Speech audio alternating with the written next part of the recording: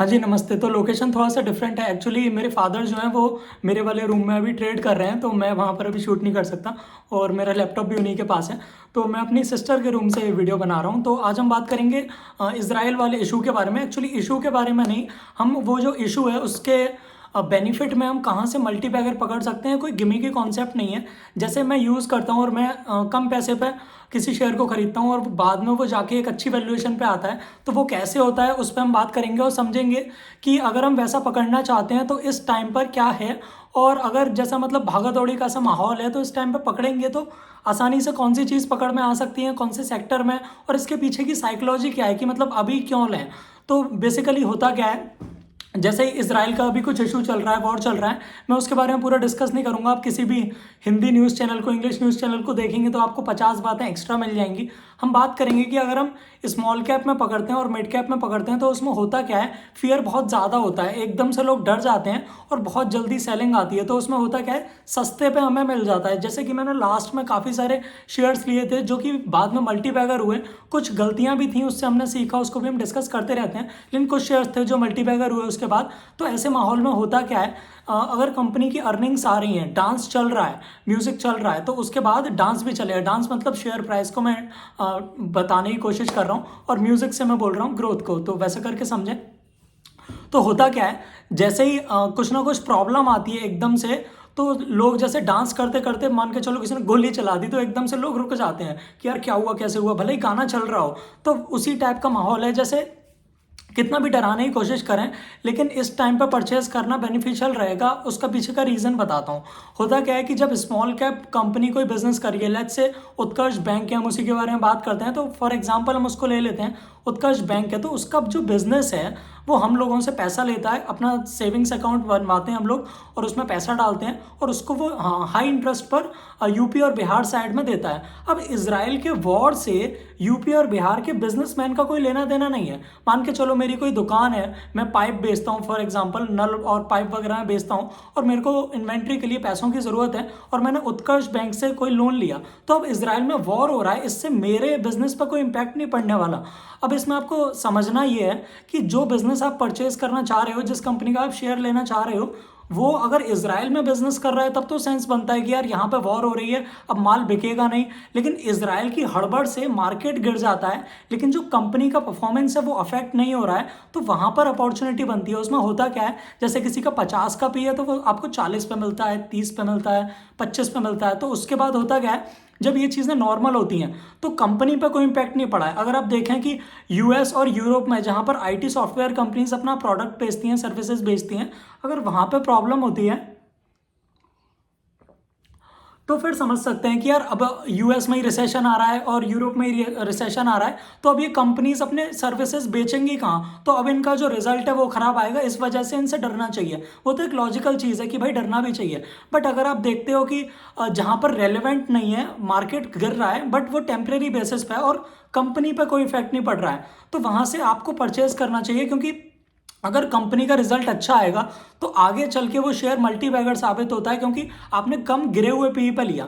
अब अगर मान के चलो आपको 10 के पी पे कोई शेयर मिल गया और उसकी अर्निंग्स ग्रोथ 25-30% से आ रही हैं, लेकिन मार्केट में हड़बड़ मची हुई है, सब लोग बेच बाच के भाग रहे हैं, उस टाइम पे आपने सस्ते में उठा लिया। तो होता क्या है, जब मार्केट बढ़ता है वापस से और लोगों का डर खत्म होता है और क्वार्टरली रिजल्ट अनाउंस होते हैं कि यार हमने तो 25% से ग्रो किया और बढ़िया बिजनेस चल रहा है, उसके बाद पी एक्सपेंशन होता है, मार्केट में वापस से गाना चालू, मतलब गाना तो चल ही रहा होता है, ग्रोथ को गाना हम बोल रहे थे, वापस से लोग डांस करना स्टार्ट करते हैं, स्टॉक प्राइस मूव करता है ऊपर की तरफ। तो उसमें होता क्या है, आपका जो पी एक्सपेंशन है वो 10 का पी 30 का होता है, 40 का होता है, 50 का होता है। तो अगर आपका 10 का पी 30, 40, 50 का होगा तो वहीं से 4-5 गुना हो गया। उसके बाद आपका ईपीएस ग्रोथ आएगा और ईपीएस ग्रोथ आएगा तो शेयर का प्राइस कम नहीं होगा, लेकिन पी कम होता चला जाएगा। तो ऐसे करके मल्टीबैगर निकलता है। नहीं, अगर आप 30 के ग्रोथ से 30% ग्रोथ से, पहली बात तो ढूंढना ही बहुत मुश्किल है, लेकिन मिलती हैं। आप स्टॉक एनालिसिस वाली सीरीज देखेंगे तो उसमें काफ़ी सारी कंपनीज हैं जिनका जो ग्रोथ है वो 25-30% है।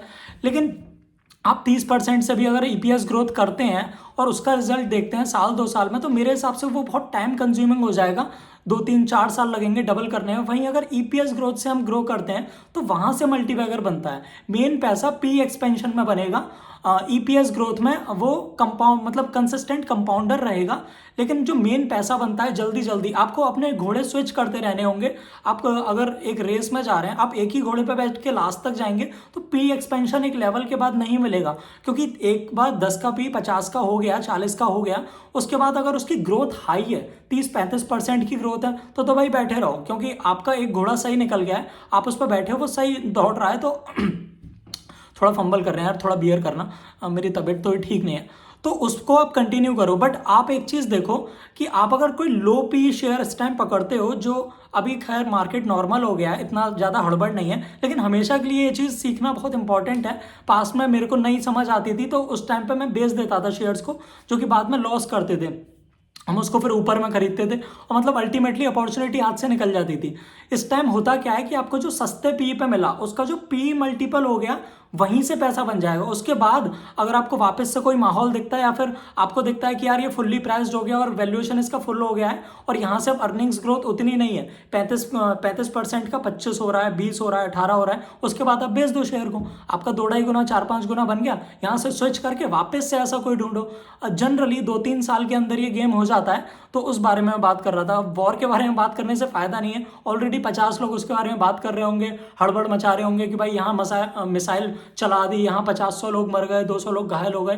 तो उस सब ये कट आएगा भाई, थोड़ा सा बियर करना। एक्चुअली फ़ोन की मेमोरी फुल हो गई थी तो वापस से मैं रिकॉर्ड कर रहा हूँ। हाँ, तो हम बात कर रहे थे कि यार जब वहाँ पर मिसाइल चल गई, कोई 2-4-5 लोग मर गए, 50-100 लोग घायल हो गए, वो सबको डिस्कस करने से फ़ायदा नहीं है। आपको देखना ये है कि जितना ज़्यादा आपका निफ्टी गिरेगा उतना ज़्यादा आपके लिए अपॉर्चुनिटी बनेगी स्मॉल कैप और मिड कैप में। अब बात करते हैं कौन कौन से शेयर्स में अपॉर्चुनिटी बनती है और इस टाइम माहौल देखकर कौन से सेक्टर में पैसा बन सकता है। तो मुझे ऐसा लगता है हाउसिंग फाइनेंस और IT सर्विसेज में काफ़ी अच्छा ग्रोथ है और पैसा बन सकता है। वहीं अगर आप NBFCs को देखते हैं, मतलब NBFCs इसी में आ गया, और छोटे छोटे बैंक्स को देखते हैं, आप IDFC बैंक देख सकते हैं। उसके साथ अगर आप रिस्क ले सकते हैं तो उज्जीवन को देख सकते हैं। और उत्कर्ष बैंक मेरे को ऐसा लगता है कम रिस्क में अच्छा ग्रोथ दे सकता है।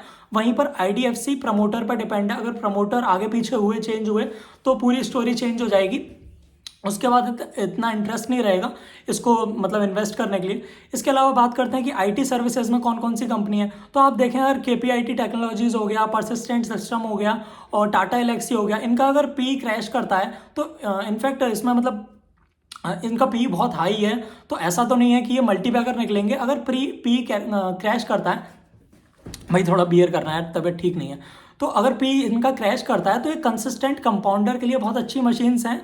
आपका पैसा कंटिन्यूसली ग्रो करता रहेगा अगर आप 3-4-5 साल का व्यू लेके चलते हैं। और यहाँ पर इनको क्रैश मार्केट में खरीदते हैं, जहाँ पर किसी भी हड़बड़ी की वजह से भागदौड़ मच रही है, आपका प्राइस गिर गया है शेयर का, तो आप इनको कम पी पे खरीदते हैं, तो आपका जो कंपाउंडिंग का इफेक्ट आएगा वो इन द लॉन्ग टर्म बहुत बढ़ जाता है। मतलब आपका जहाँ 3 साल में डबल हो रहा है, वहाँ पर 2.5 गुना 3 गुना तक हो जाता है अगर आप थोड़ा सा सस्ते पी पे लेते हैं। क्योंकि आपको अगर एक्सेल शीट पे आप करके देखेंगे कैलकुलेशन, तो आपको सीधा सीधा समझ में आ जाएगा कि यार 10-5 पी सस्ते पे लेने पे ही बहुत ज़्यादा इफेक्ट पड़ जाता है। क्योंकि ओवरऑल टाइम के बाद एक जब आपको डिविडेंड मिलता है वो भी बहुत बढ़ जाता है अगर आप सस्ते में खरीदते हैं। तो ऐसा करके देखना चाहिए। तो आज का काफ़ी शॉर्ट रहेगा, थोड़ा शॉर्ट ही रखते हैं। तो अभी के लिए इतना ही। Thank you so much for watching.